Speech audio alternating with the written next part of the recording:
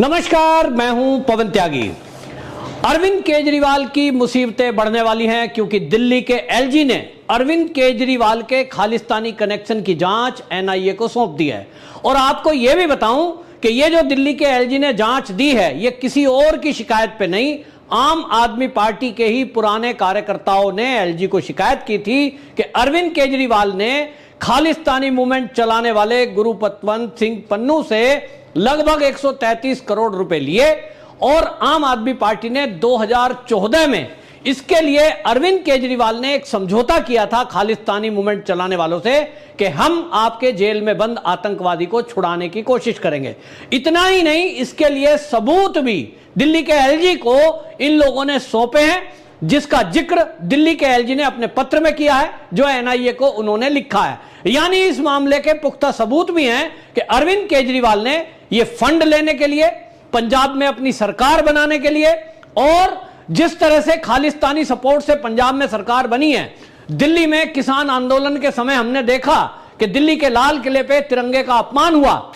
हम इन सारी गतिविधियों में अभी तक ये कहते थे कि अब अरविंद केजरीवाल के खिलाफ कभी ना कभी ये कार्रवाई जरूर होगी, क्योंकि इन्हीं के एक साथी कुमार विश्वास ने ये खुलकर कहा था कि अरविंद केजरीवाल चुनाव प्रचार के दौरान पंजाब में एक आतंकवादी के घर रुके थे। आज तक अरविंद केजरीवाल की तरफ से इस मामले में कोई सफाई नहीं दी गई और इसी से यह समझा जा रहा है कहीं ना कहीं मामले में कोई सच्चाई है। अब आम आदमी पार्टी के कार्यकर्ता बौखलाए हुए हैं। सौरभ भारद्वाज दिल्ली के एलजी को यह कह रहे हैं कि वो तो भाजपा के एजेंट हैं, लेकिन इन आम आदमी पार्टी वालों से कोई पूछे, मीडिया वालों को यह पूछना जरूर चाहिए कि चाहे शराब घोटाले की शिकायत हो, वो अरविंदर सिंह लवली ने की थी, ना कि भारतीय जनता पार्टी के किसी कार्यकर्ता ने। अब एनआईए से जो कंप्लेंट की है, जांच की, वो आम आदमी पार्टी के ही पूर्व कार्यकर्ता हैं मनीष रायजादा और आसू मोंगिया। इन दोनों ने बाकायदा पेन ड्राइव के अंदर दिल्ली के एलजी को यह सबूत दिए हैं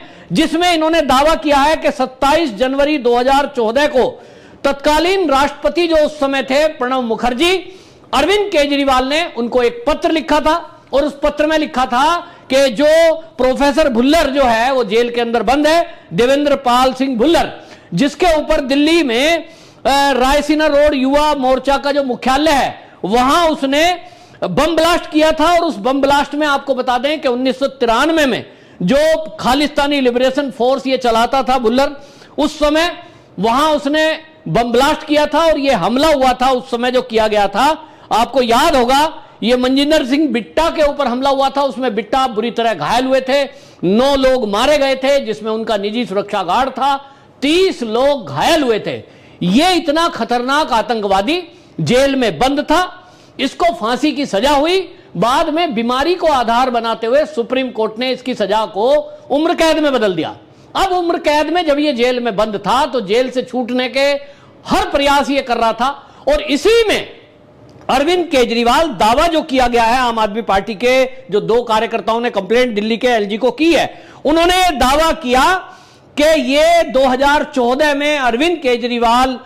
न्यूयॉर्क के गुरुद्वारे में गए जिसका नाम है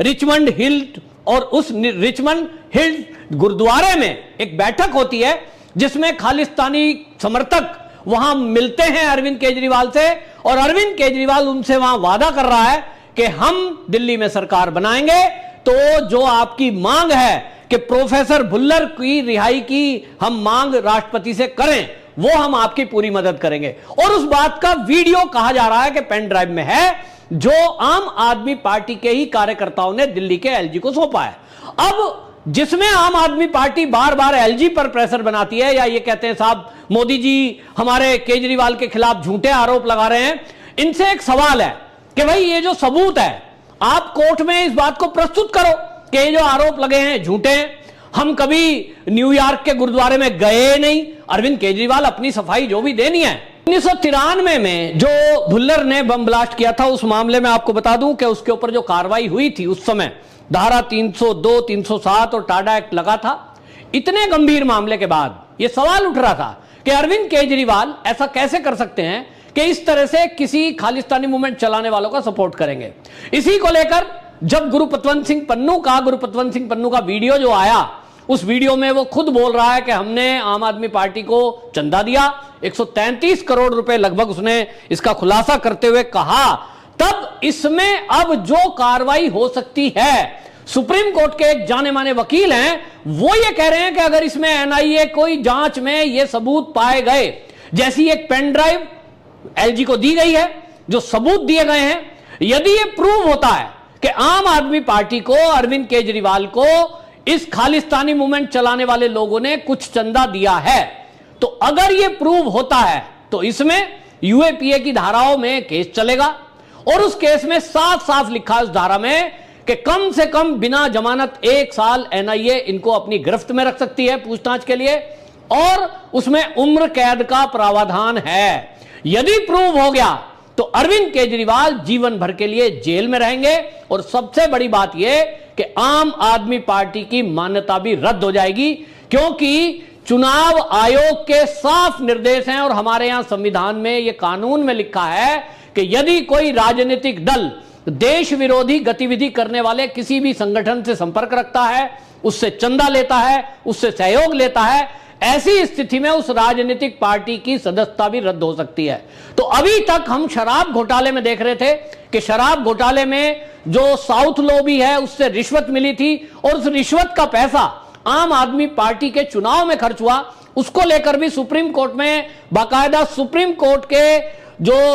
जस्टिस हैं उन्होंने ये बोला था कि भाई इसमें आम आदमी पार्टी को पार्टी बनाओ, क्यों ना इनके खिलाफ एक एफआईआर दर्ज हो और इनके खिलाफ भी ये तय हो कि यदि चुनाव में ये पैसा खर्च हुआ है तो रिश्वत का पैसा यदि खर्च हुआ है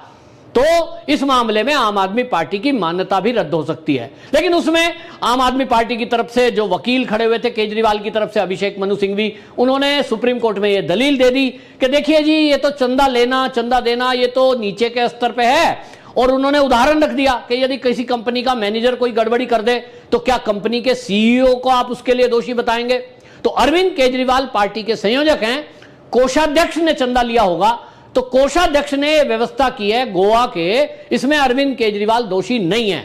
कहीं ना कहीं कानून के जानकार ये कह रहे थे कि अरविंद केजरीवाल डायरेक्टली उस मामले में जो गोवा के चुनाव में पैसा खर्च हुआ अपने कोषाध्यक्ष को फंसाकर खुद निकल सकते हैं। लेकिन ये जो एनआईए की कंप्लेंट अब गई है एनआईए को, दिल्ली के एलजी की, इस मामले में यदि जांच में कुछ भी सबूत सच्चे पाए गए तो इसमें सीधा सीधा आरोप अरविंद केजरीवाल पर है कि अरविंद केजरीवाल ने मीटिंग की थी ऐसे लोगों से। अरविंद केजरीवाल के बारे में उन्हीं के साथी कुमार विश्वास ने आरोप लगाए कि वो पंजाब में एक आतंकवादी के घर रुके थे। उनका अभी भी वीडियो वायरल हो रहा है और मीडिया में कुमार विश्वास लगातार वो बयानबाजी कर रहे हैं, जिसके बाद उनकी जान को भी खतरे की बात सामने आई थी और इसीलिए केंद्र सरकार ने यानी मोदी सरकार ने कुमार विश्वास को वायु सुरक्षा दी थी, क्योंकि उनके पास ये इनपुट थे कि कहीं ना कहीं इस तरह की बयानबाजी करने के बाद उनकी जान को खतरा हो सकता है। लेकिन अभी भी वो बयान मीडिया में दे रहे हैं। इसका मतलब यह है कि कहीं ना कहीं आज तक अरविंद केजरीवाल या आम आदमी पार्टी के किसी नेता ने कुमार विश्वास के बयान पर सफाई नहीं दी है। यह बता रहा है कि कहीं ना कहीं ये दाल में काला है, और नहीं तो अभी तक कुमार विश्वास की बात का पलटकर जवाब अरविंद केजरीवाल ने क्यों नहीं दिया? कुमार विश्वास के ऊपर केस क्यों नहीं किया? सुप्रीम कोर्ट में आप मानहानि का केस कर देते। आपने पत्रकारों को पंजाब की जेल में बंद कर दिया जब आपके शीश महल पर सवाल उठाया। कुमार विश्वास पर आज तक आपने कोई केस नहीं किया। इसका मतलब कुमार विश्वास जो कह रहा है उसकी बात में दम है। तो ये कुल मिलाकर के आम आदमी पार्टी अब पूरी तरह बौखला गई कि तीसरे चरण का चुनाव हो रहा है और इस चुनाव के जस्ट पहले ये खबर आ रही है। अब एनआईए की इसमें जांच होगी, इसमें टाइम लगेगा, लेकिन पूरे देश के अंदर ये खबर तो फैल ही चुकी है कि हो ना हो आम आदमी पार्टी और अरविंद केजरीवाल के संबंध कहीं ना कहीं खालिस्तानियों से है। ये एक जो बात अब खबर फैली है, इससे अब अरविंद केजरीवाल पूरी तरह फंसते दिखाई दे रहे हैं। और अब जब सुप्रीम कोर्ट में शराब घोटाले की सुनवाई हो रही है, ऐसे में हालांकि उसमें भी अभी इनको जमानत नहीं मिलनी है,